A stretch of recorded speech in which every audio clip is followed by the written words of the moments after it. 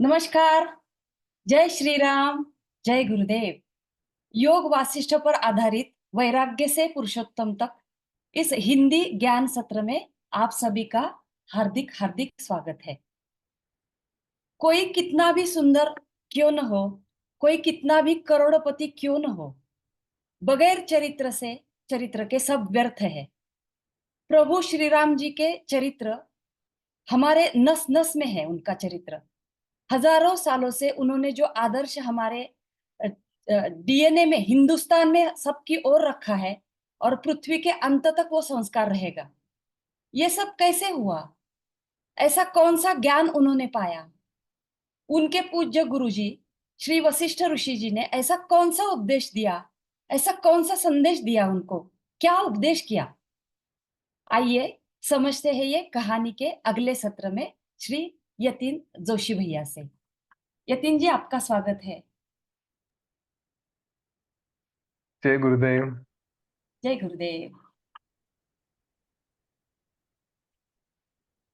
ठीक है, चलिए प्रार्थना करते हैं और फिर शुरू करते हैं।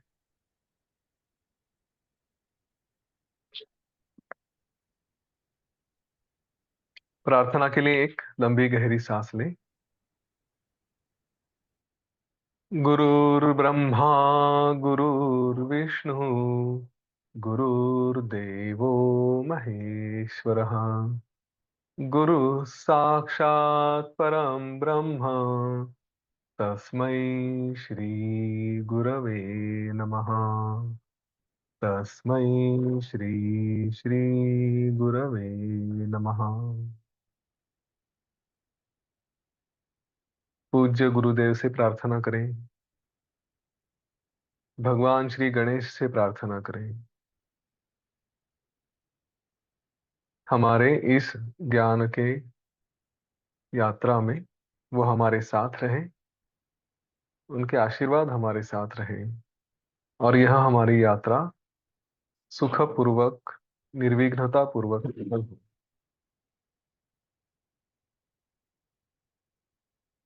धीरे धीरे आंखें खोल दें। जय गुरुदेव।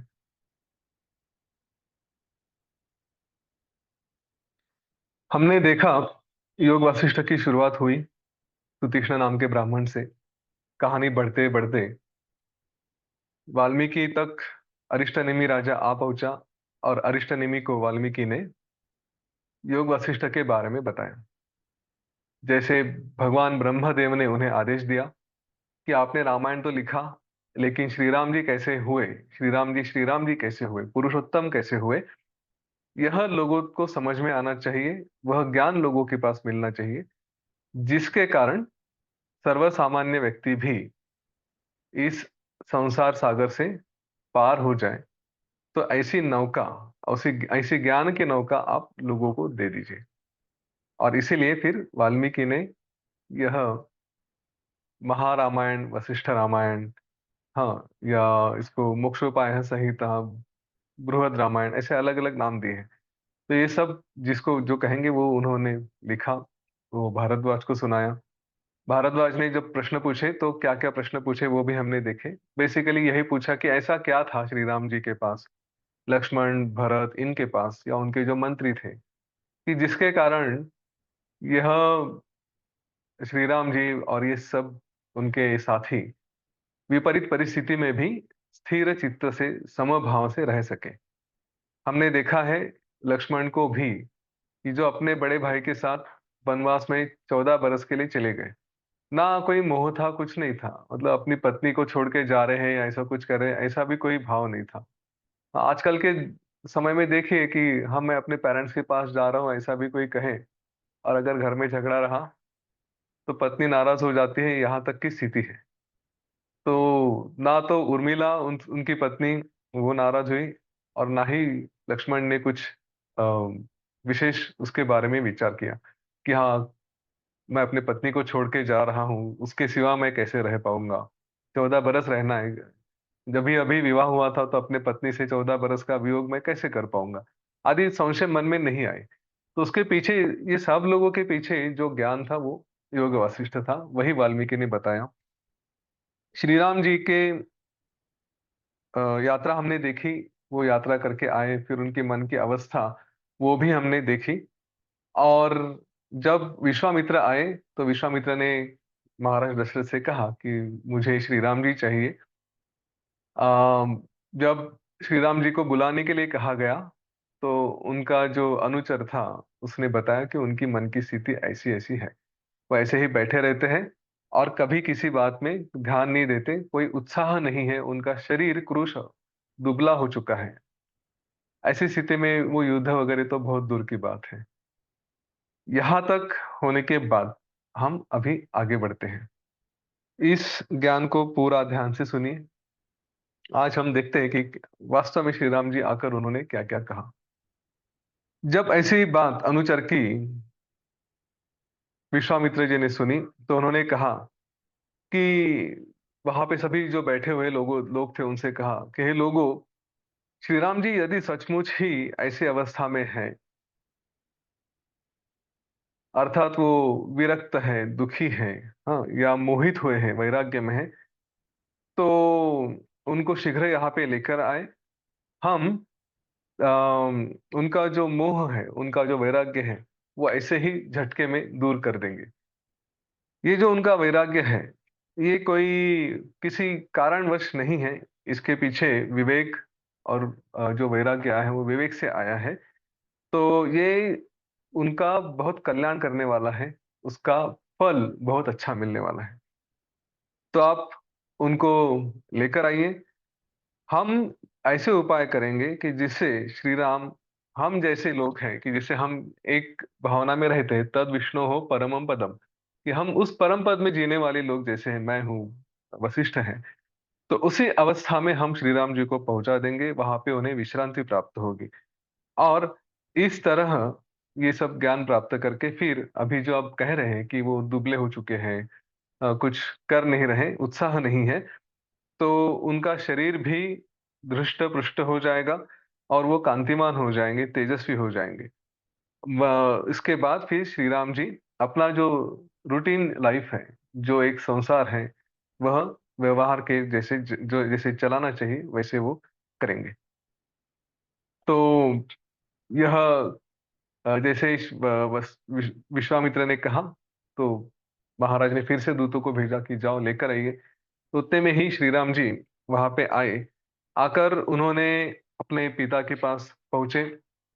पिताजी ने जब कहा कि आओ श्री राम, मेरे पास बैठो, उससे पहले श्री राम जी ने सभी को प्रणाम किया और फिर उनके अनुचरों ने जो जमीन पर कुछ अ, जैसे चद्दर वगैरह थी, वस्त्र रखे थे, उसके ऊपर जाके वो नीचे बैठ गए।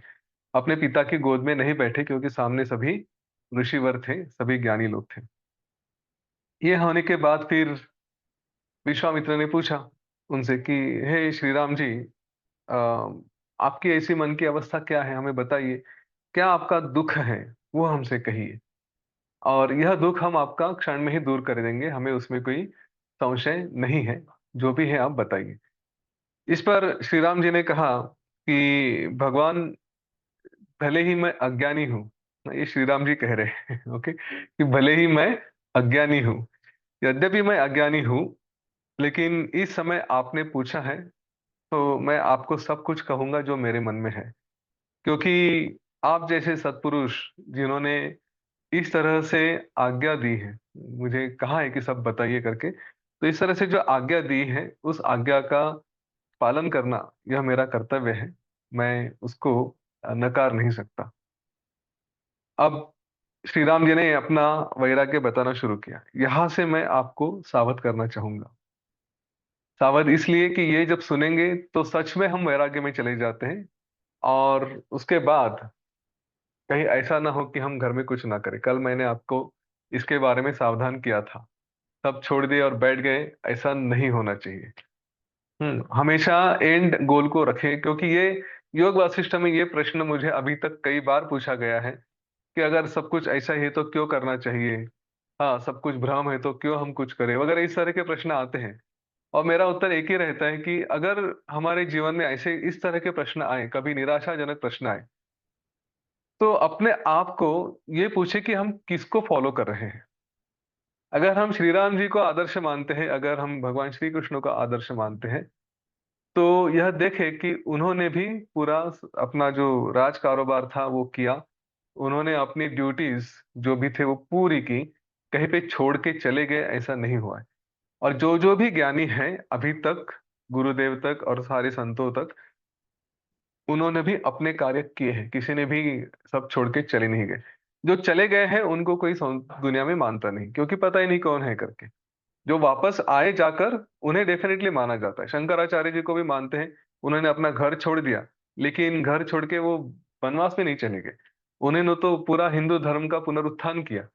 हाँ, आज भी हमें वो करना है। शंकराचार्य जी का काम तो उस समय हो चुका, बट वो अधूरा ही रहा है। अभी फिर से इस धर्म पे आक्रमण होने लगे हैं। अभी हम में से हर एक को श्री राम बनना है, हर एक को शंकराचार्य बनना है, घर से बाहर निकल के काम करना है। कभी समय मिलेगा तो इसके ऊपर भी बात करेंगे। पर संतों ने काम किया है, इसलिए हमें करना नहीं है ऐसा नहीं है, हमें भी करना है। हम भी संत ही हैं, हम में भी श्री राम जी हैं, उसी को जगाने का कार्य इस ग्रंथ के द्वारा हम अभी कर रहे हैं। तो ठीक है, श्री राम जी ने अपना वैराग्य बताना आरंभ किया। उन्होंने कहा कि हे ब्राह्मण, मैं अपने पिता के यहाँ पला बड़ा, इसके बाद फिर मैं तीर्थ यात्रा करके आया। और तीर्थ यात्रा करने के बाद मेरे मन में ये जो कुछ विचार थे, जो मैंने अभी सब देखा, तो विवेक से पूर्ण मेरा मन हो गया। यह एक सुंदर बात उन्होंने कही कि मेरा मन विवेक से पूर्ण हो गया। देखिए, वैराग्य तो हर तरह से आता है, हाँ, लेकिन जो विवेक युक्त वैराग्य है वो सर्वश्रेष्ठ है। इसके बारे में बाद में वशिष्ठ ऋषि ने और विश्वामित्र ने कहा था। पर विवेक और वैराग्य, इनका संबंध क्या है, ये थोड़ा सा आज देखते हैं। ये थोड़ा अलग टॉपिक है, योग वशिष्ठ में इस पे बात नहीं की। लेकिन जब हम कहते हैं कि विवेक है, तो एग्जैक्टली क्या होता है? विवेक को किसको विवेक कहते हैं? तो सत्य और असत्य को जानना, इसे विवेक कहते हैं। कभी समय मिला तो विवेक चूड़ामणि ग्रंथ पढ़ लेना, उसमें इस पे ऊपर काफी विस्तार से कहा गया है। तो सत्य और असत्य की पहचान यही विवेक कहते हैं। अभी सत्य क्या होता है? तो जो शाश्वत है, जो परमानेंट है, उसको सत्य कहते हैं। अब प्रश्न ये आएगा कि जो परमानेंट है उसको सत्य क्यों कहते हैं? क्या मेरे सामने जो लोग बैठे हैं, क्या वो सत्य नहीं है? हाँ, वो भले ही वो परमानेंट तो नहीं है। सब लोग तो हम में से सभी एक ना एक दिन तो जाने ही वाले हैं। तो फिर हम सत्य नहीं है क्या? तो शास्त्र के अनुसार हम सत्य नहीं है। क्यों नहीं है? मुझे तो दिख रहे हैं। हाँ, मुझे दिख रहे हैं या तुम्हें दिख रहे हैं। लेकिन जस्ट इमेजिन करिए कि एक 500 वर्षों के बाद या 1000 वर्ष के बाद अगर किसी ने कहा कि कोई यतीन जोशी था, तो उसका कोई प्रूफ रहेगा? तब तक पता नहीं क्या क्या हो सकता है। प्रूफ आज हम सब रिकॉर्डिंग वगैरह सब कुछ करके रख सकते हैं, यूट्यूब पे डाले कुछ डाले। 1000 वर्षों बाद यूट्यूब रहेगा कि नहीं रहेगा पता नहीं। यहाँ का डेटा डिलीट हो चुका होगा, कहीं पे कुछ फायर हुआ, कुछ हुआ, तो सब इंफॉर्मेशन, सब फाइल्स वगैरह सब चली जाती है। हम तो फ्रॉड्स के बारे में तो देखते हैं ना ना मिनिस्ट्री के डिपार्टमेंट ऑफ क्या, फाइनेंस है, ये है वो है, उधर सारी फाइलें रखी होती हैं, और आग लग गई तो सारे सबूत नष्ट हो गए।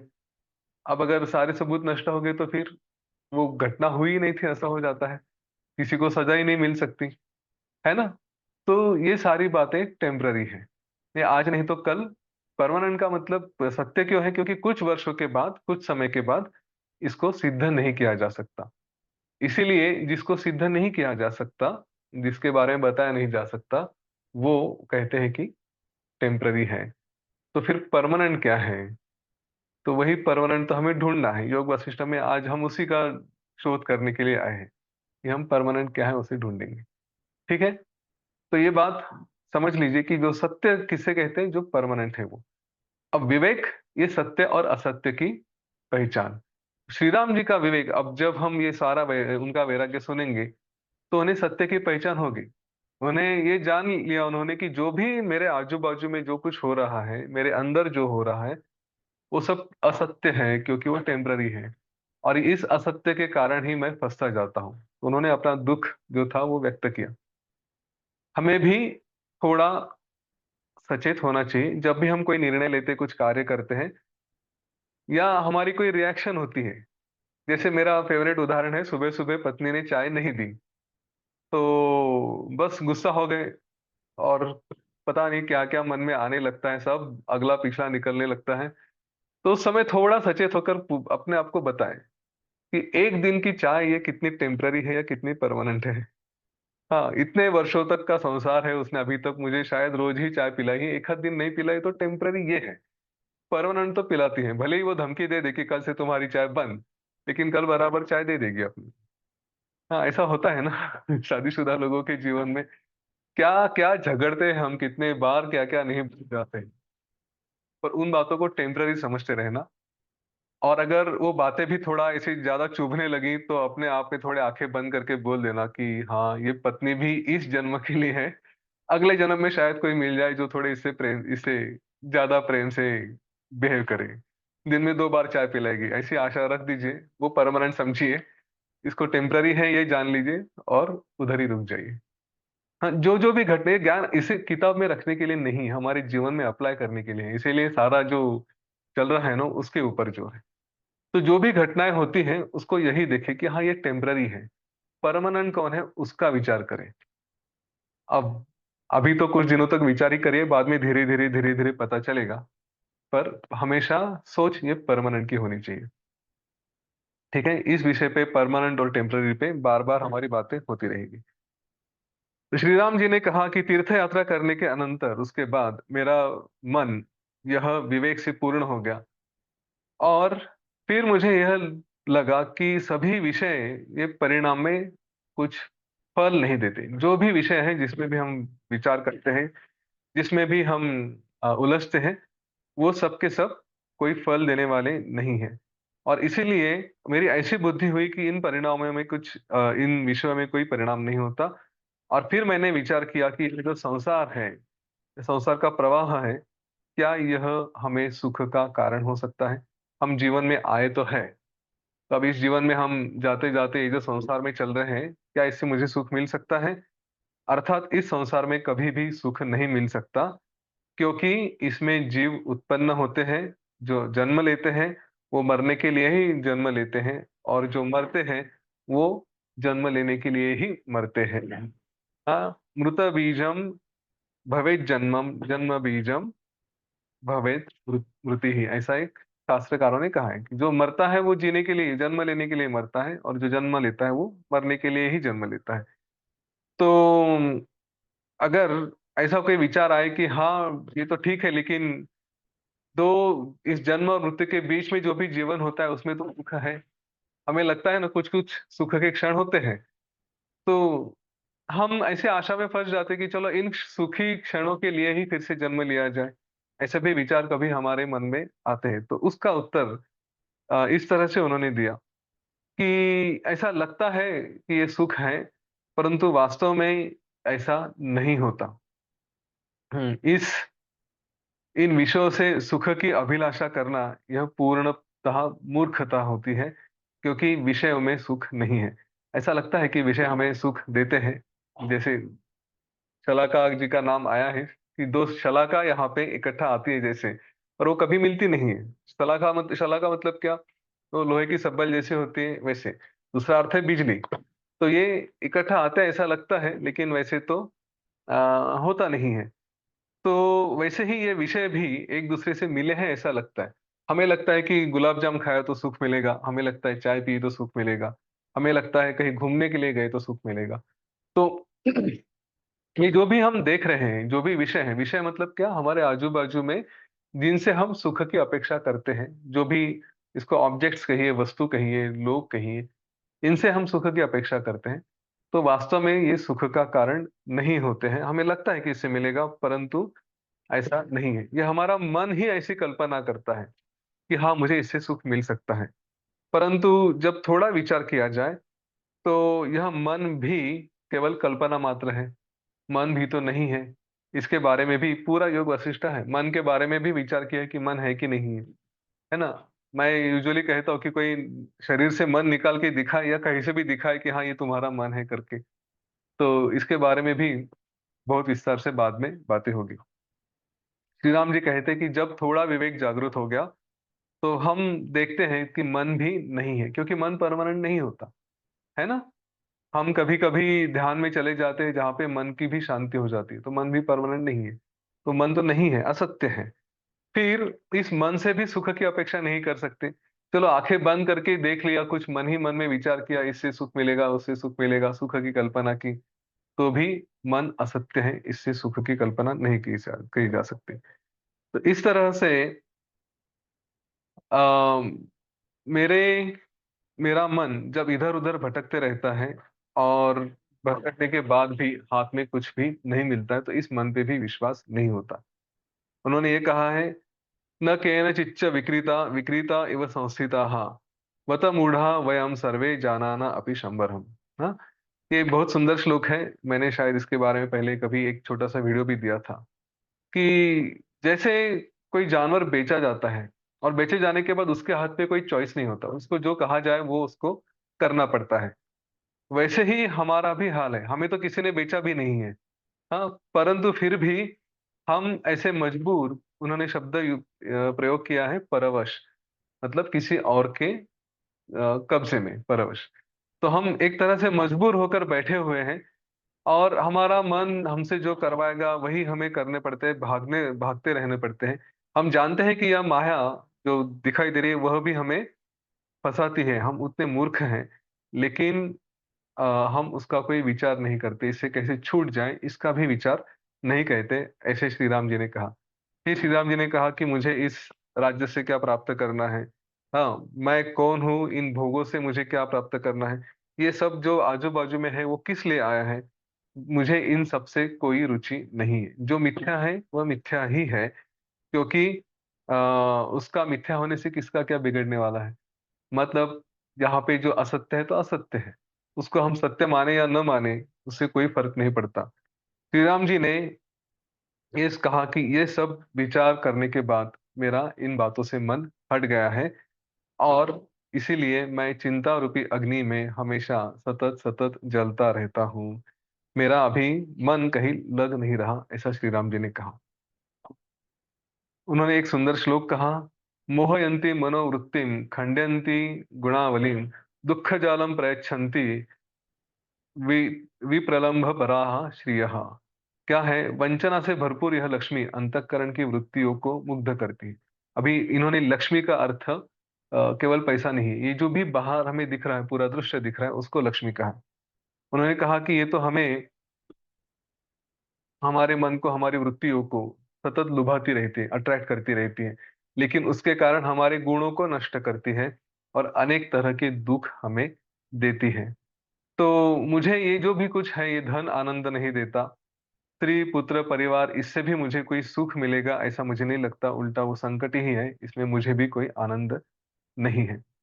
वैसे ही ये सब जैसे बातें हैं, वैसे ही मेरा शरीर और शरीर जैसे बाकी पदार्थ, यह भी क्षणिक ही है, कुछ समय के लिए ही है और इसमें भी अलग-अलग तरह के दोष हैं।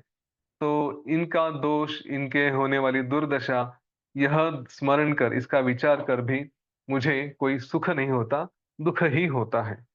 ऐसा कहने के बाद श्री राम जी ने फिर अपने और वैराग्य को स्पष्ट करने के लिए और कुछ-कुछ बातें कही, वह अब हम आगे पढ़ेंगे।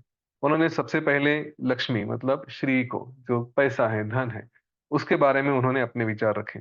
उन्होंने कहा, श्री राम जी ने, कि हे मुनिश्रेष्ठ, इस संसार में संपत्ति, धन संपत्ति जो पैसा मिलता है, उससे ऐसा लगता है कि हमें सुख मिलेगा।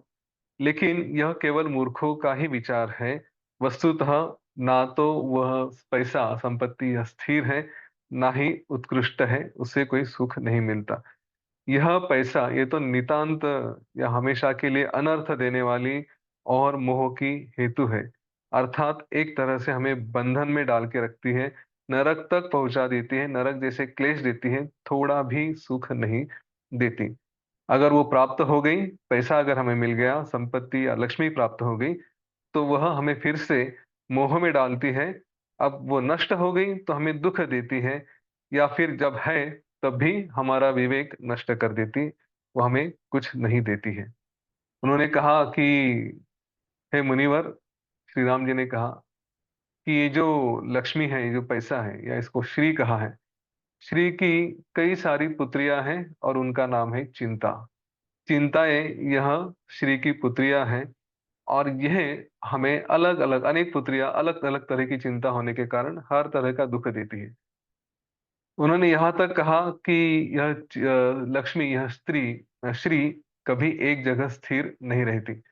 हमने देखा है, चाहे वो अफगानिस्तान का उदाहरण हो, चाहे इसराइल का हो, चाहे लेबनान का हो, कहीं का भी हो, आज पैसा है कल नहीं है। हाँ, पैसे के पीछे मनुष्य भागते रहता है, लेकिन कभी क्या हो जाएगा पता नहीं। शेयर मार्केट में हमारे तो ये आए दिन का चक्कर है। पिछले सुना है कुछ दिनों में तो मार्केट इतना 9-10% से नीचे आ चुका है, तो पता नहीं कितने लोगों का कितना लॉस हुआ। आज लग रहा था बहुत प्रॉफिट है, बहुत प्रॉफिट है, इसलिए खुश हो गए, और फिर दर दर नीचे गिरते गया, तो अरे लॉस होके दुखी भी हो गए। तो श्री का कोई भरोसा नहीं, वो कभी एक जगह स्थिर नहीं रहती, वो हमेशा इधर उधर घूमती रहती है। यह श्री भी जुआ, चोरी आदि में इसके कुछ हिस्से का क्षय होने पर जो श्रीमंत हैं उनको संतप्त करके गुस्सा देती है, और बीच में ही अपना या उनका नाश कर देती है। ये हमने देखा है कि लोगों के पास अचानक से पैसा कम हो गया। कोविड के टाइम पे तो देखा है बिजनेसेस के लॉस हो गए। तो उस श्री जो थी, उसकी जब थी तब बहुत मजे किए, लेकिन अचानक से कुछ हो गया, वो छोड़ के चली गई, तो उसने सामने वाले का भी नाश कर दिया। लोगों ने आत्महत्या तक की है, केवल पैसा न होने के कारण या लॉस होने के कारण, ये हमने देखा है। तो यह श्री का, लक्ष्मी का स्वरूप ऐसा ही है। श्री राम जी ने कहा कि संपत्ति प्राप्त होते ही लोग अपने पराये जनों पर दया और स्नेह का भाव छोड़कर कठोर बन जाते हैं। मनुष्य कैसे बदलता है, ये भी उन्होंने कहा। हमने देखा है, पैसा आया तो एकदम अहंकार आ गया, मद आ गया, चढ़ जाता है आदमी। हाँ, बड़े बड़े विद्वान, शूरवीर, दूसरों के उपकार न भूलने वाले, दक्ष और मृदुभाषी, जो एकदम संयम से, प्रेम से रहते हैं, वह भी ये संपत्ति लक्ष्मी प्राप्त होने के बाद अब उनको मलिन कर देते हैं। उनका आचरण बदल जाता है। संपत्ति की वृद्धि से दुख ही होता है, सुख नहीं होता, ऐसा श्री राम जी ने कहा है। उन्होंने कहा, हे मुने, इस लोक में जिसकी निंदा नहीं होती ऐसा श्रीमंत नहीं है। हाँ, जिसकी ऐसा कोई शूरवीर नहीं है कि जो आत्म आत्मस्तुति ना करे, जो एकदम अपने आप को श्रेष्ठ न माने। और ऐसा पुरुष भी दुर्लभ है कि जो राजा है लेकिन सबके तरफ समदृष्टि से देखता है। जो राजा होता है वो अपने पराया ऐसा भी भेद करता है। ये तीन तरह के लोग मिलना मुश्किल है, कि जिसकी निंदा ना हो ऐसा अमीर आदमी, जो अपने बढ़ाई न करे ऐसा शूरवीर, और ऐसा राजा कि जो भेदभाव न करे। इस तरह की तीन तरह के लोग मिलना मुश्किल है। इस तरह से श्री राम जी ने लक्ष्मी की निंदा की। अब थोड़ा विचार ये करें कि क्या सच में लक्ष्मी इतनी बुरी है?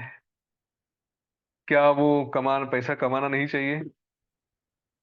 हमारे यहाँ भारत में ये बहुत गलत धारणा हो चुकी है। श्री राम जी ने जो कहा वो उनकी जगह सही है। हाँ, लेकिन ये आधी कहानी है। अगर ऐसा होता तो श्री राम जी का राज्य, उसके बाद श्री राम जी का राज्य नहीं होता। उनके राज्य में भी तो सब संपत्ति थी, सब कुछ था। सब मतलब उनका दरबार भी देखा जाए तो सोने से भरा भरा हुआ था। हाँ, उन्होंने सब लोगों को जो भी भेंट वस्तुएं देते थे तो अच्छे अच्छे देते थे। तो क्या संपत्ति अर्जन नहीं की थी? उनके पास संपत्ति नहीं थी? संपत्ति थी। तो ये वैराग्य प्रकरण आधा ही है। इसके बाद हम बाद में जब देखेंगे वशिष्ठ ऋषि का उपदेश, तो तब भी हम बताएंगे कि पैसा कमाना चाहिए। लेकिन चूंकि ये कहते कहते आज ही से हम पूरे वैराग्य में चले जाए और क्या करना है पैसा कमा के, ऐसा विचार ना करें, इसलिए थोड़ी सी कुछ बातें कह देता हूँ। हमने पुस्तकों में, सिनेमा में, जहां जहां भी देखा है, वहां पे तारीफ अगर हुई है तो गरीब आदमी की ही हुई है। हाँ, ये फैक्ट है, मान ले। और इसलिए हमारे मन पे संस्कार हुए कि गरीब रहो, दो वक्त की रोजी रोटी, दाल चावल भाकरी जो भी है वो खा लो, या सूखी रोटी भाकरी खा लो, कुछ भी खा लो, और सुख से रहो। पैसे के पीछे मत भागो, ये इस तरह के मैसेजेस हमारे सर पे मारे गए हैं। पैसे के पीछे मत भागो, पैसा अच्छे मार्ग से कमाया नहीं जा सकता, जिसने पैसा कमाया है वो गलत काम ही करता है। ऐसे कई सारे मैसेजेस हमारे पास आए हैं, और इसके कारण कई बार हम अम, इस भावना के कारण हम गरीब ही रहे हैं। इस देश को आज भी देखो। हम्म, यहाँ पे जो भी गवर्नमेंट की या पॉलिटिकल पार्टीज की स्कीम आती है, तो वो कैसे आती है? केवल गरीबों के लिए। अमीरों को, बिजनेसेस को बढ़ावा दे, ये तो अभी रिसेंटली इस गवर्नमेंट ने पिछले 5-10 सालों में किया। स्टार्टअप को प्रमोट करें, बिजनेसेस को क्या कहेंगे उसको, कुछ सुविधाएं दे, इसलिए। वरना आए दिन तो हम एक पॉलिटिकल नेता है, उनके द्वारा जो टॉप के बिजनेसमैन है देश के, उनके नाम से तो गालियां सुनते हैं, है ना? सारा इनको दे दिया, सारा उनको दे दिया। भाई, दिया तो क्या हुआ, बिजनेसमैन ही है ना। आज वो कितने लोगों को एम्प्लॉयमेंट देते हैं, उसके कारण कितने लोगों का पेट भरता है, कितने लोगों का घर चलता है। देश का अभिमान है बिजनेसमैन अगर है तो। जैसे अमेरिका के लिए अभिमान फेसबुक है, एलॉन मस्क है, या फिर गूगल है, माइक्रोसॉफ्ट है, तो हमारे देश के लिए भी कोई स्वाभिमान की बातें होनी चाहिए।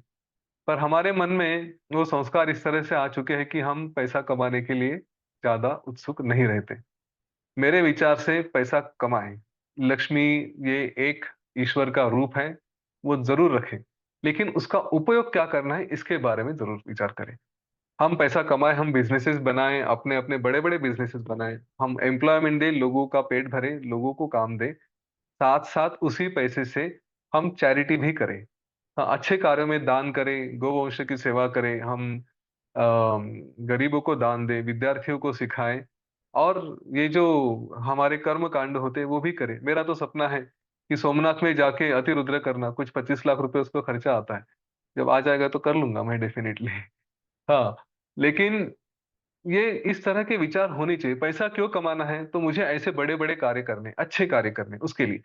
ये नहीं कि मैं हमेशा इधर से उधर फर्स्ट क्लास में फ्लाइट में जाऊंगा, या फिर ट्रैवल के लिए अपने पास मर्सिडीज खरीद लूंगा वगैरह।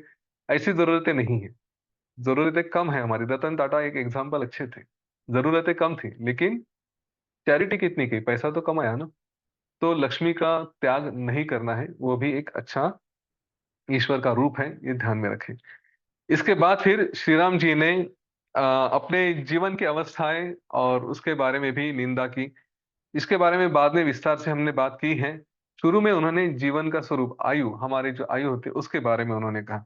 उन्होंने कहा कि जैसे यह श्री है, लक्ष्मी है, जो सुखकर नहीं है, वैसे ही यह आयु भी सुखकर नहीं है। हाँ, उन्होंने कहा कि जब मन में आए तब यह आयु भी शरीर को छोड़कर चली जाती है। हमें लगता है कि हम लंबा जीवन जिए, लेकिन वो तो हमारे हाथ में होता नहीं। इस आयु को जब लगे तब वो छोड़ के चली जा सकती है। उन्होंने कहा कि जिनमें दृढ़ आत्मविवेक नहीं है, उनकी आयु वृथा और क्लेशकर, मतलब फोकट के जीवन जी रहे हैं। जिनके जीवन में विवेक नहीं है, मैं कौन हूं इसका विचार नहीं कर रहे, वो जीवन फोकट ही गया, यूजलेस रहा। इसलिए मैंने शुरू में ही कहा था, जब जीवन समाप्त हो जाएगा, यमराज के पास चले जाएंगे, तो वो यही पूछेंगे कि मैं कौन हूं इसका विचार किया क्या। अगर हम कहेंगे कि नहीं किया, तो कहेंगे कि तुम्हारी लाइफ तो यूजलेस थी, कुछ किया ही नहीं तुमने, जो करना चाहिए था वो किया ही नहीं, वापस जाओ। इसीलिए श्री राम जी कहते हैं कि जो लोग ब्रह्म को जान जाते हैं, या उसका जानने का प्रयत्न करते हैं, उन्हें उनके मन में वही विश्रांति है। जिनके जीवन में लाभ, हानि और सुख दुख, ये सब उनके लिए समान होते हैं, उन महापुरुषों की आयु ही सुखकारक है। उसे कहेंगे कि ये जीवन जी रहे हैं। हे महामुने, हम लोग देह आदि को ही यह आत्मा मानकर ऐसा निश्चय कर बैठते हैं, और इसीलिए हमारे आयु में, जीवन में हमें सुख प्राप्त नहीं होता। श्री राम जी क्या कह रहे हैं कि ज्ञान हो तो यह जीवन सुखी है। इस शरीर को मैं हूं ऐसा कहना, यह मूर्खता है। उन्होंने बड़ी सुंदर बात कही। युज्यते वेष्टनम वायोः आकाशस्य च खंडनम, ग्रथनम च तरंगाणाम, आस्था न आयुषी युज्यते। मतलब क्या? युज्यते वेष्टनम वायु, मैं चाहे तो हवा को पकड़ सकता हूँ, वायु को घेरा जा सकता है, आकाश के टुकड़े टुकड़े भी किए जा सकते हैं, लहरें भी एक दूसरे की माला की तरह गुंथी जा सकती है, यह भी संभव हो सकता है, परंतु आयु में विश्वास नहीं किया जा सकता। किसी ने कहा कि मैंने आकाश के टुकड़े कर दिए, तो मैं उसके ऊपर विश्वास रखूंगा, पर आयु को मैं जीत गया हूं, ऐसा अगर कोई कहे तो उसके ऊपर विश्वास नहीं किया जा सकता। साथ ही तरंग को जल आदि में प्रतिबिंबित, चंद्रमा को या फिर बिजली को आकाश में आकाश के कमल जैसे, आकाश में कोई कमल जैसा होता नहीं लेकिन उसको भी पकड़ लिया ऐसे कहें, पानी में चंद्रमा है उसको पकड़ लिया, या फिर बिजली को पकड़ लिया, ऐसा सब कह सकते हैं, ये पॉसिबल है ऐसा मुझे लगता है। लेकिन मेरा अस्थिर आयु में विश्वास नहीं है। श्री राम जी आयु के बारे में बता रहे हैं। हाँ, मैं बाद में काल के बारे में जब विस्तार से बात करेंगे तब देखेंगे, लेकिन हम भी जीवन में क्या क्या नहीं करते रहते ये समझ के कि हमारी आयु बहुत लंबी है ना। कितना भी समय आ जाए तो भी हमें लगता है और करे और करे और करे और देखे और ये करे, है ना, भागते ही रहते हैं। जिसके मन की तृष्णाओं का विनाश नहीं हुआ है, ऐसा मूर्ख पुरुष व्यर्थ आयु को ही दुख के लिए ही लंबा चाहता है। जिसके मन में और इच्छा है, ये करना है वो करना है, ये बाकी है वो बाकी है, ऐसा पुरुष, ऐसा जो मूर्ख पुरुष है वही कहेगा कि मेरा जीवन लंबा हो।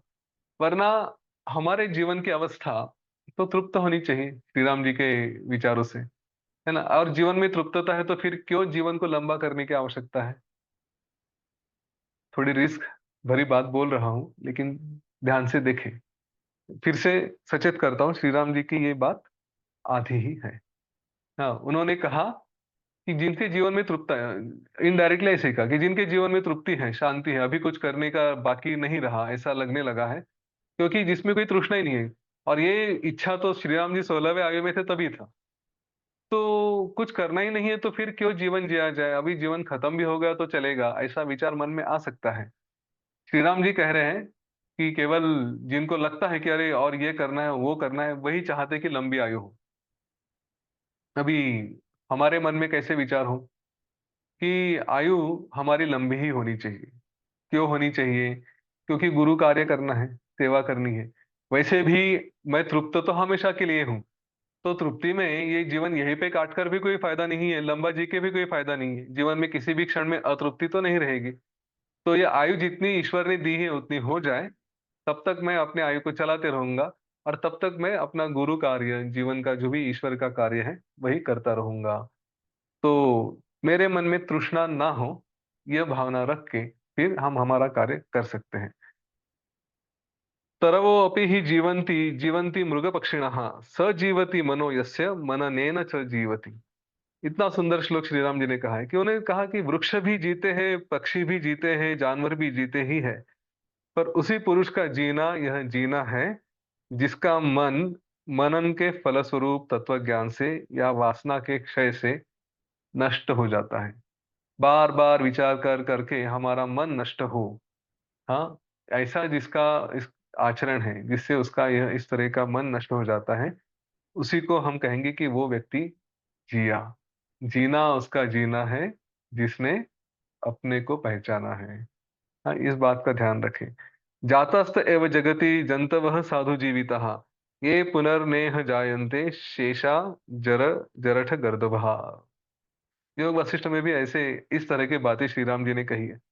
जगत में उनका ही उत्पन्न होना सफल है, हाँ, और वे ही प्रशंसनीय जीवन वाले हैं जो फिर इस जगत में जन्म नहीं लेते। नहीं तो बाकी तो जो जीव हैं वो चिरकाल तक जीने वाले किसके तरह, गधे के तरह समान है, गधे के जैसे हैं। अर्थात गधे के जीवन के जैसा ही उनका जीवन है। हमारा जीवन हम देखते हैं कैसा है, तो है ना। खैर छोड़िए। श्री राम जी ने अपने विचार रखे हैं जीवन के बारे में, आयु के बारे में। उन्होंने कहा कि काल यह प्रतिदिन थोड़ा थोड़ा थोड़ा थोड़ा करके वो अपना आलस छोड़ के हमारी आयु धीरे धीरे कम कर रहा है। इस बात का हमेशा ध्यान रखें। इस आयु का कोई भरोसा नहीं है। जल के किसी पत्ते के कोने पे जो जल बिंदु होता है, पानी की बूंद होती है, वो जितनी अस्थिर है उतना ही हमारा जीवन अस्थिर है। इस बात का हमेशा ध्यान रखें, ऐसा श्री राम जी ने कहा। इसके बाद श्री राम जी ने अहंकार की भी निंदा की। श्री राम जी ने कहा कि यह अहंकार भी सुखकर नहीं है। ये अज्ञान रूप अ, अज्ञान रूप निमित्त कारण से व्यर्थ ही अहंकार की उत्पत्ति हुई। मतलब अज्ञान के कारण ही अहंकार आया है, और वह ऐसे ही बिना कारण ही, किसी बिना वजह से ही वो हर तरफ से बढ़ता रहता है। उससे कुछ होता नहीं, उससे कोई पुरुषार्थ साध्य होता है, ऐसी बात नहीं है। केवल यह झूठा अहंकार है। अब अहंकार क्या होता है? हमें अहंकार मतलब अहंकार और अभिमान में थोड़ा अंतर है, ये समझना चाहिए। अहंकार मतलब मैं हूँ, यह भावना, मैं और मेरा ये भावना होती है, उसे अहंकार कहते हैं। फिर मैं अच्छा भी हूँ, मैं बुरा भी हूँ, ये दोनों बातें अहंकार के अंदर आती है। जब मैं हूं तो कुछ स्वभावतः मेरा भी है। मैं हूं तो मेरी पुस्तक है, मेरा फोन है, मेरे रिश्तेदार हैं, मेरे बेटे हैं, मेरी पत्नी है, पिता है, ये सब मेरे हैं। तो मैं के बाद मेरे, या मैं के साथ मेरे आ गए। तो ये हुआ अहंकार का अनुभव। और इस अहंकार ने फिर क्या क्या उधम मचा के रखा है, वह श्री राम जी बता रहे हैं। श्री राम जी ने कहा कि इस अहंकार से ही अलग अलग तरह की आपत्तियां, संकट आते हैं, शारीरिक कष्ट भी होते हैं। इससे भयंकर मानसिक क्लेश, जो हम मन की तकलीफें होते हैं वो भी होती हैं। और इसी से हम अलग अलग विषयों में फंसते भी हैं, और हम गलत कार्य भी करते रहते हैं। इस संसार में जितने भी लंबे चलने वाले दुख हैं, बड़े बड़े दुख हैं, उनकी उत्पत्ति ही, उनकी उत्पत्ति यह अहंकार से ही हुई है। श्री राम जी ने कहा, इस अहंकार के कारण यह शम, दया, दाक्षिण्य आदि जो गुण होते हैं, और जो हम सब पे एक साथ सबके तरफ प्रेम से दिखते हैं, यह सभी बातें नष्ट कर देते हैं। इसलिए मैं इस अहंकार का त्याग करता हूँ। श्री राम जी एक तरफ अहंकार का त्याग भी कर रहे हैं, और उसके बारे में बता भी रहे हैं। उन्होंने कहा कि न मैं रामचंद्र हूँ, न मेरी विषयों पर अभिलाषा है। ना हम रामो न मे वांछा भावेषु न च मे मनः शांत असितुमिच्छामि स्वात्मनीव जिनो यथा। ना मैं रामचंद्र हूँ, ना मेरी कोई किसी भी इसमें कोई रुचि है, और ना ही मेरा मन है, मुझे कुछ नहीं है। मैं सब कुछ छोड़कर एक अपनी स्थिति में, अपने आत्मा में स्थिर रहना चाहता हूँ, आत्माराम होना चाहता हूँ। ऐसा मेरा विचार है। मुझे अहंकार का त्याग कर देना है, मैंने अहंकार का त्याग कर दिया है।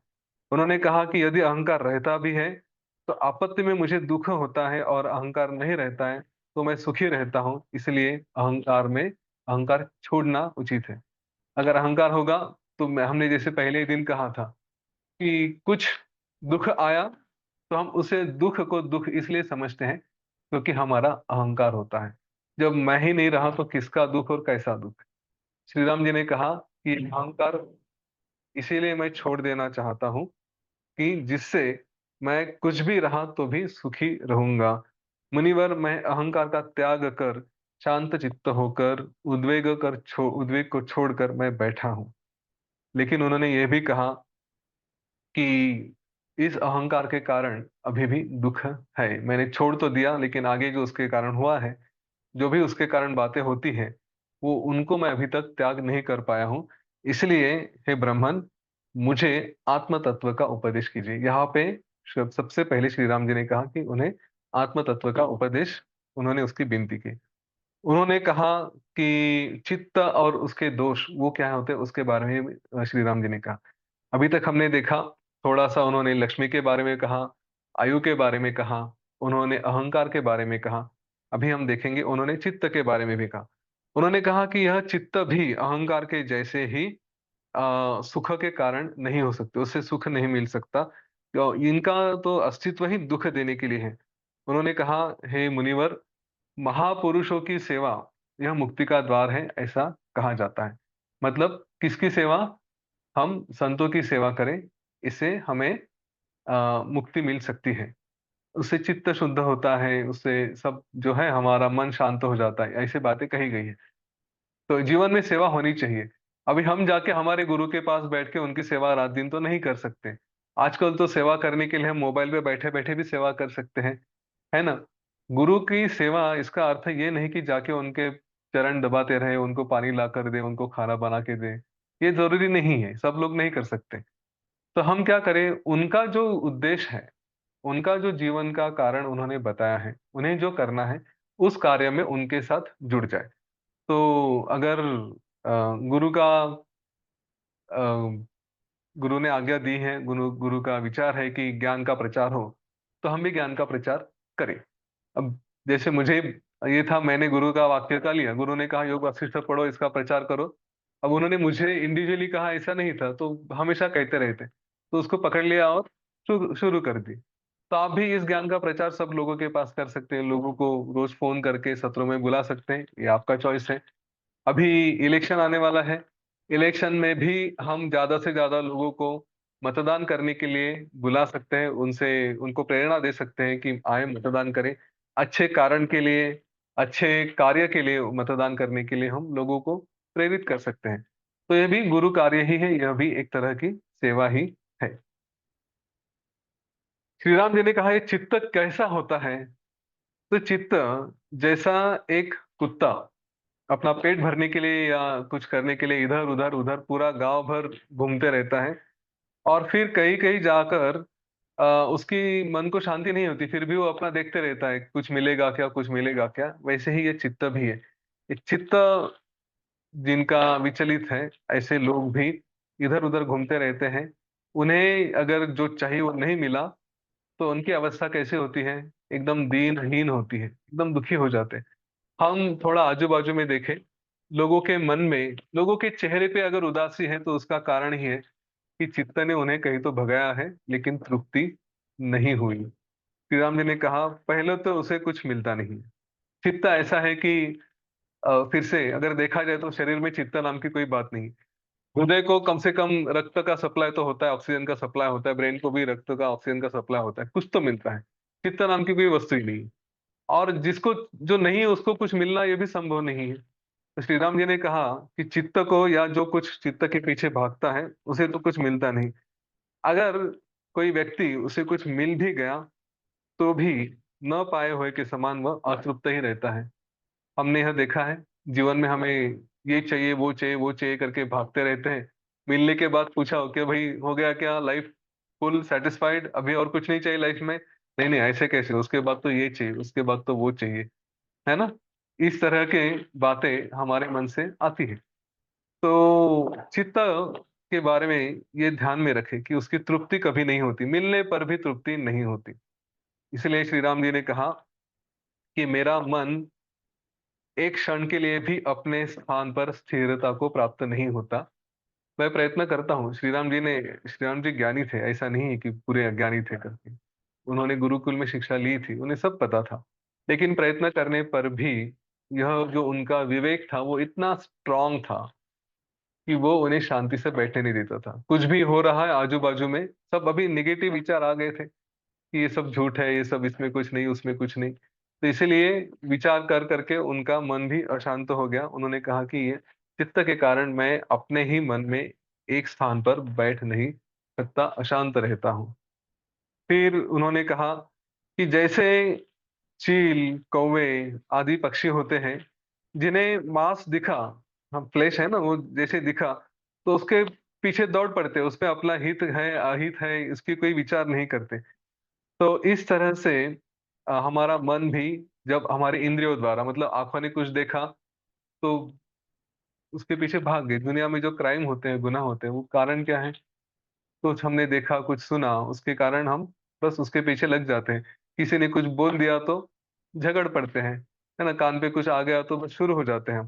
तो ऐसा अपना हित का अहित का विचार न करते हुए लोग जिस तरह से भागने लगते हैं, टूट पड़ते हैं, तो ये होता है कि उसी के कारण वो क्षण भर में ही नष्ट हो जाते हैं, उनका नुकसान हो जाता है।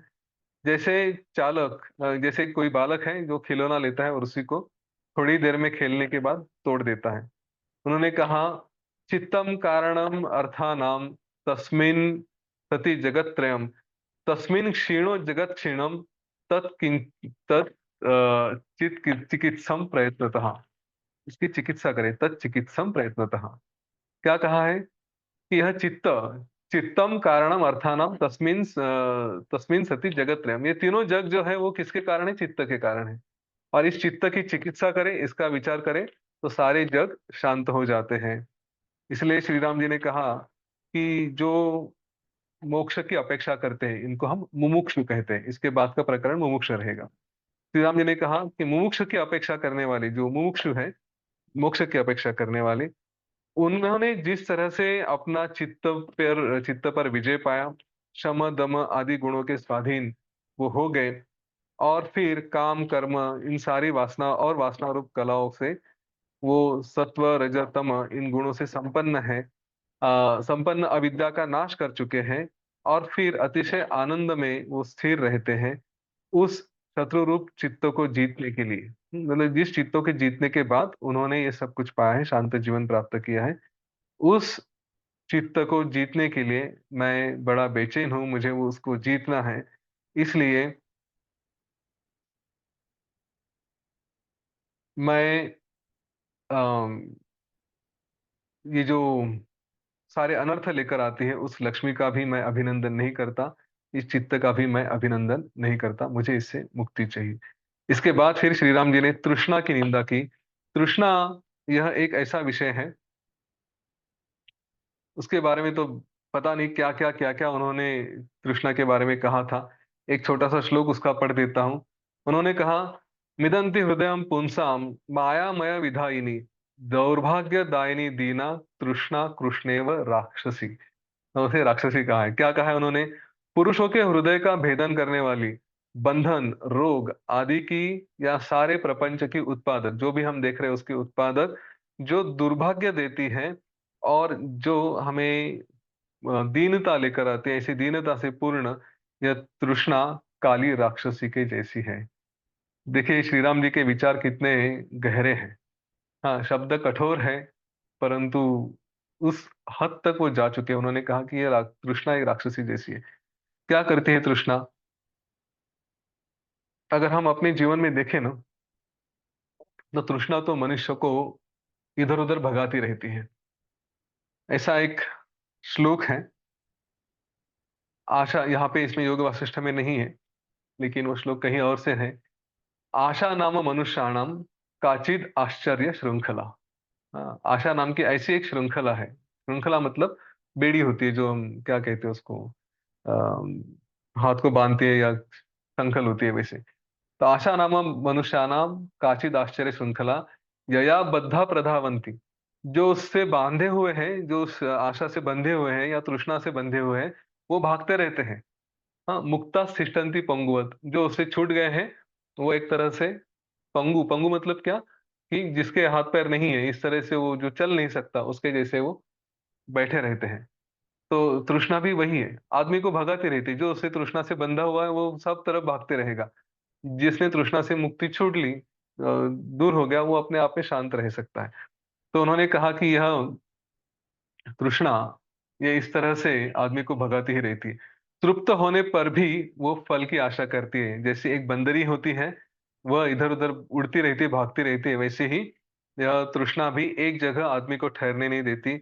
वह एक चपल बंदरी की तरह है। सर्व संसार दोषाणाम तृष्णा एका दीर्घ दुखदा अंतपुरस्थमपि या योजयति अ, अति संकटे। मतलब हम हमारे अंदर भी रहे तो भी संकट लेकर आएगी। उस पूरे संसार में यह एक तृष्णा ऐसी है कि जो दीर्घ काल दुख हमें दे सकती है, संकट लेकर आ सकती है। श्री राम जी ने इस तृष्णा के बारे में इस तरह से कहा।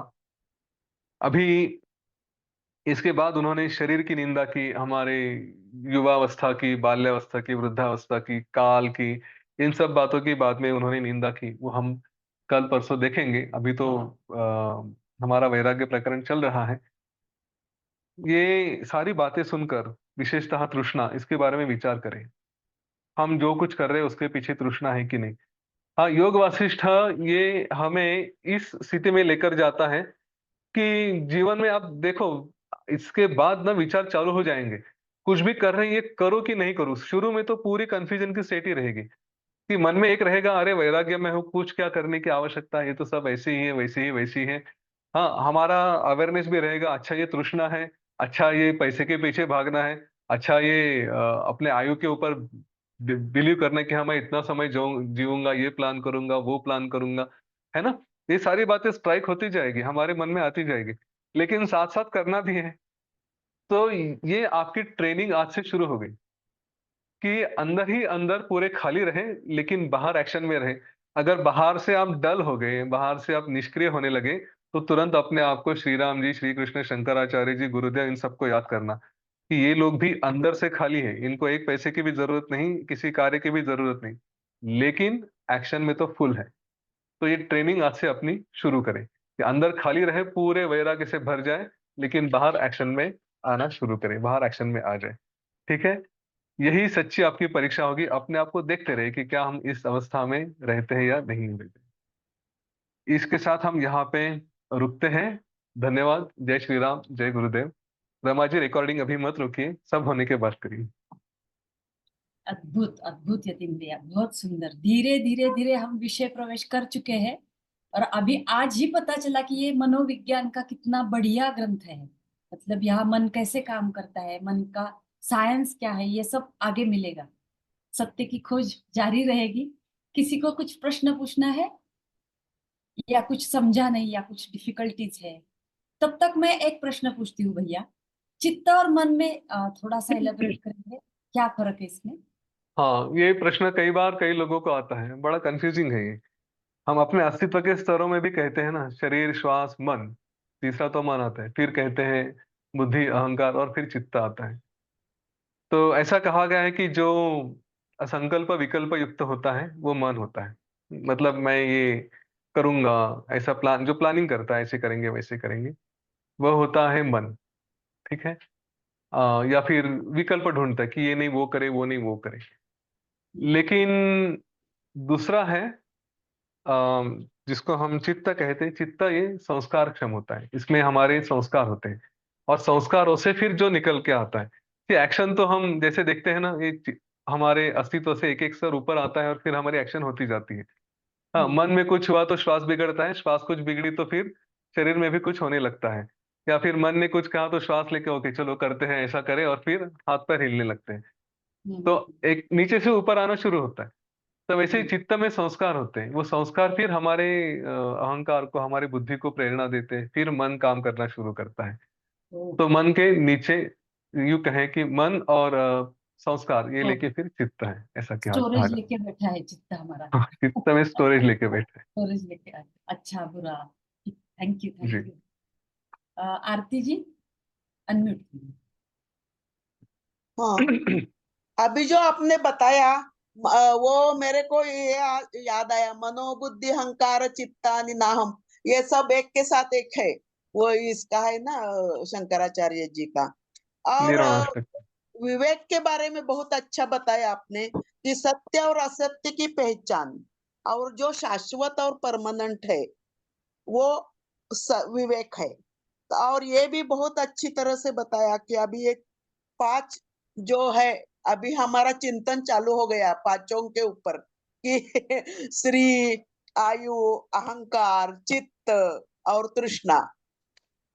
तो बहुत ही ये मतलब अच्छा। और अभी हम इतने लोग जो जुड़े हैं इसमें, तो मैं तो बता रही हूँ कि आपने जैसे बताया कि गुरु सेवा ही कर रहे हैं। गुरु ने बताया है हमको कि रोज एक पन्ना तो पढ़ो, तो हम ये अभी तो आपके द्वारा तो हम सुन रहे हैं, पढ़ रहे हैं, तो एक तरह की गुरु सेवा ही हो रही है।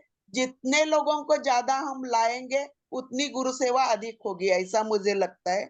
और ये बहुत अच्छा आपने बताया कि श्री राम ने अगर लक्ष्मी का दोष बताया तो भी लक्ष्मी कमाना छोड़ना नहीं चाहिए। मतलब उस काल में उनके जो विचार थे वो भी सही है, लेकिन वो पूरी अधूरे है, वो एक आपने बहुत अच्छा बताया। और लंबी अभी आयु के बारे में भी आपने बहुत बताया कि अभी लक्ष्मी के बारे में बताया कि लक्ष्मी कमानी चाहिए। फिर आयु के बारे में मैं बताया कि आयु किसके लिए चाहिए, ईश्वर के कार्य के लिए या गुरु सेवा के लिए आयु चाहिए अपने को। और अहंकार और अभिमान अलग है बताया था आपने, थोड़ा उसमें बता सकते हैं कि एक दो चीज। अहंकार के ऊपर। अहंकार और अभिमान में अहंकार और अभिमान। हाँ, अभिमान ये यूजुअली हमारे कुछ पॉजिटिव का होता है। हाँ, मैं इतना श्रेष्ठ हूँ, मैं उतना श्रेष्ठ हूँ, ये अभिमान होता है। अभिमान के साथ फिर गर्व भी होता है, मद भी आता है। लेकिन अहंकार ये दोनों तरह का हो सकता है कि अगर मैं, मेरे पास ये कमी है, मेरे पास वो कमी है, मेरा शरीर दुबला है, मेरे में ये गुण नहीं है, तो ऐसा भी अहंकार का हो सकता है। अच्छा, एक प्रश्न आया है कि इंद्र के दूत ने अरिष्टनेमि राजा के पूछे जाने पर स्वर्ग के प्रोज और कॉन्स सच सच बताए, पर जब हम किसी मार्केटिंग गिमिक को ओवरकम करने के लिए प्रश्न करते हैं तो हमको ऑनेस्ट रिप्लाईज नहीं भी मिलते। इस पर कुछ रोशनी डालिए। हाँ, तो सामने वाला आपको सचमुच सचमुच सब कुछ बताएगा ऐसा जरूरी नहीं होता। लेकिन हमने जब क्वेश्चन पूछते हैं ना, एटलीस्ट पूछने तो चाहिए, तो हमें अंदाजा आ जाता है कि क्या कह रहा है क्या नहीं कर रहा है। जो बता रहा है उसी के ऊपर हम थोड़े और एक दो क्वेश्चन पूछ ले, एक वकील की तरह, तो सामने वाले का झूठ ये आ जाता है। दूसरी बात यह है कि यहाँ पे अरिष्टनेमी उस इंद्र के दूत पर विश्वास कर सकता था।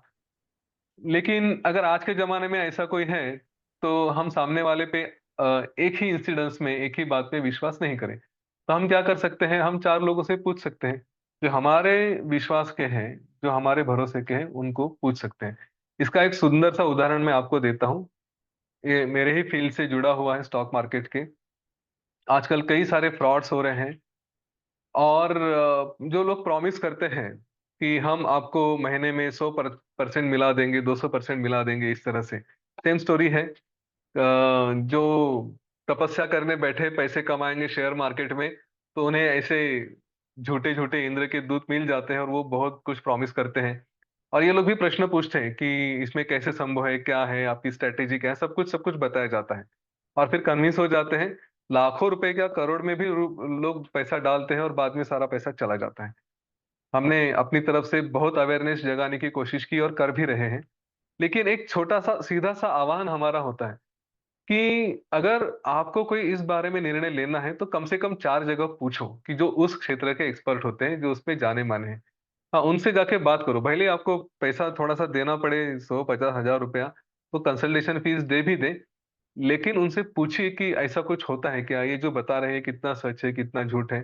तो कम से कम हम बड़ा सा नुकसान होने से बच जाएंगे। हाँ, तो आपके प्रश्न का उत्तर है कि आप अगर विश्वास नहीं कर सकते तो, और करना भी नहीं चाहिए, चार लोगों से पूछे जो उस क्षेत्र के एक्सपर्ट है, और फिर अपना निर्णय लें। नंदिता ने पूछा है, कैन यू समराइज प्लीज, किसके बारे में समराइज करना है? उन्हें शायद इंग्लिश में चाहिए। अच्छा।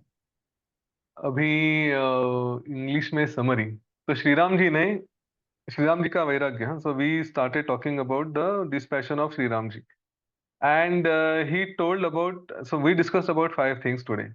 One, the first is about Lakshmi, the money part, and he said this money doesn't give all the pleasure, it is really really temporary. And one who thinks that after earning money he will be happy, that's not the case. Okay, he also mentioned that after earning money, or to earn the money, people do cheating, they get into frauds, and they also become arrogant. Okay, they lose their good virtues.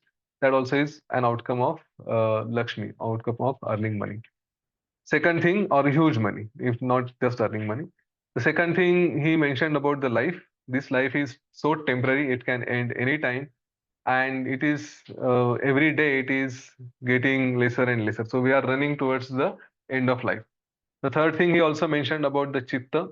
Okay, chitta is something which doesn't let us sit comfortably, let us sit peacefully. It keeps us jumping here and there. Okay, and even if we try to get something, it is never satisfied. So, for example, if I want a 3 BHK flat, after getting a 3 BHK flat, I am not fully happy. Why? Because I need to get the furniture done. After that, then I need a car, and so on. It keeps on running.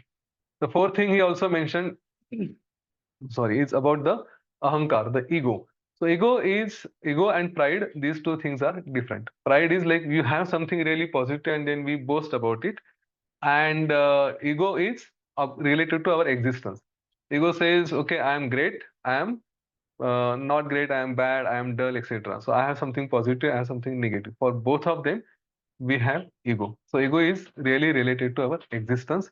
And Sri Ramji says this ego has created everything around me. What is ego? Ego is myself and what is mine. It is aham mamatva. Aham is myself and mamatva is mine. So that is what he mentioned. Then the fifth thing he said about the Trishna. What is Trishna? Trishna is desires. Desires is what does desire do? It doesn't let us sit comfortably. Okay, it will say, okay, now go and get this, you go and get that. So it will keep on, it will make us run here and there. Not only that, if we close our eyes and sit, then also in the mind, it will not let us sit comfortably. So Trishna, the desires, is also a source of sorrows. So he's saying that in the life, whatever you have, okay, this life is full of all these things. We have internally within us, we have our chitta, we have our ahankar, that is ego. We also have our desires. So they don't let me sit comfortably. I am trying to drop everything. Not only that, this life also is temporary, okay? And whatever pleasures we seek from anything that is around us, those things also, they don't give us pleasure, permanent happiness.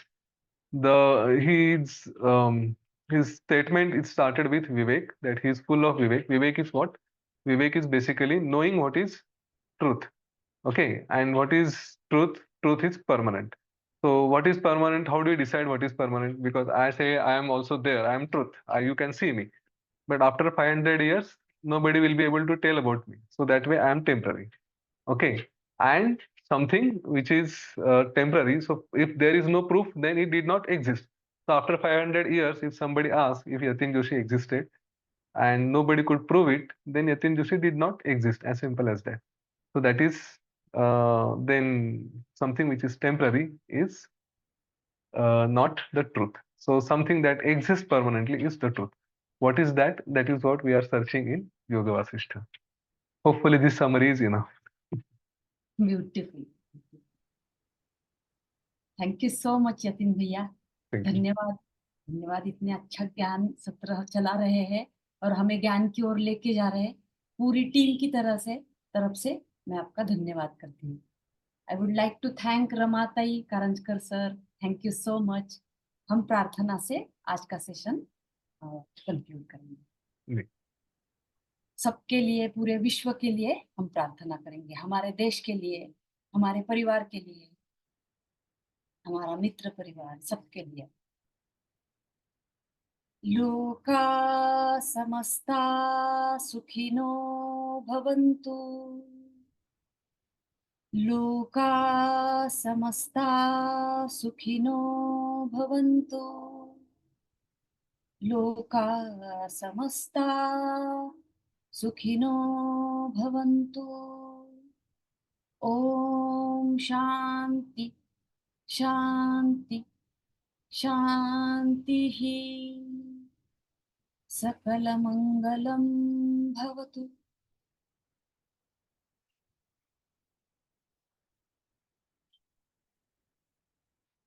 जय श्री राम, जय गुरुदेव।